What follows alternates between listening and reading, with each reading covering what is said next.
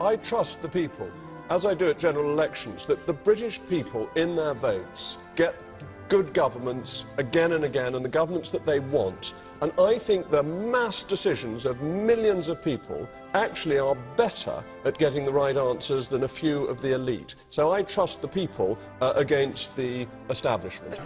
And we've got to ask ourselves, why does this safety-first approach underperform? And I think the answer is that the voters don't then feel that you're on their side. They feel that it's business as normal. And yet we know from the Brexit vote, and we know from the vote at the last election here, not to mention the United States and what's gone on in the continent, that voters are fed up with business as normal. We should slow down, we should be a bit more cautious, because it would be so dangerous to do what the British people asked us to do at the pace at which they expected us to do it. And he said, if the majority in Britain opt for Brexit, that would be a decision against the single market. In is in, out is out. We knew what we were voting for. We voted, and democracy must deliver. And so we did. But again, this House knows many things, but it is not omniscient. It cannot again take care of every occasion that may arise where a referendum may be a good idea, or every occasion when the British people, whom we should trust, may want one. That's the scale of the problem. And the government then has choices, and we as voters have choices. The British people have voted to leave, the House of Commons has voted to leave, Professor Grayling wants us to stay. I'm with the majority. One of the titles of the Pope is the Servus Servorum Dei, the servant of the servants of God.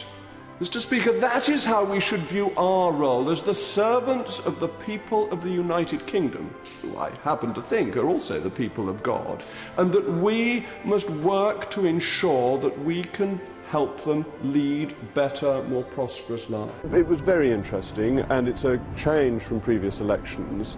I think it's very good news. I think you have a better mandate for all MPs the more people turn out to vote. And the turnout was up this election. We're getting close to 70%, which used to be routine.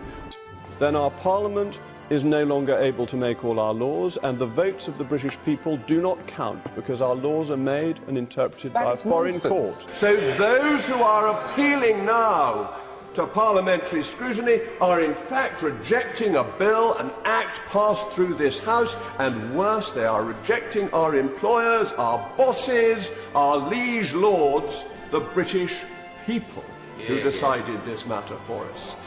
Well, nothing's gone wrong, but it's always a good idea to trust the British people and ask them for their say.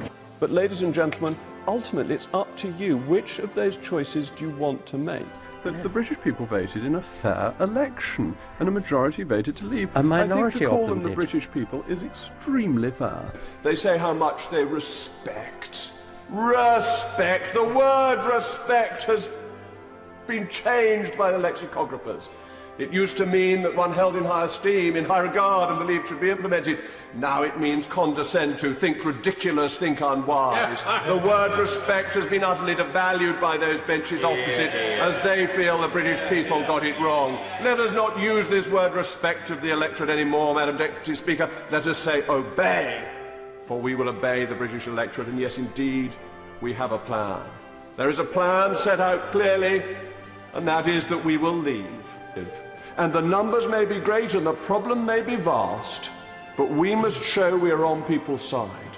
And then we must recognise that people want houses, not tower blocks, and we must build them houses and get rid of tower blocks, and then allow them, as Margaret Thatcher did, to become homeowners. If we do that, we will be on people's side. We will support our electors. We will be, like the Holy Father, Servus Servorum Dei.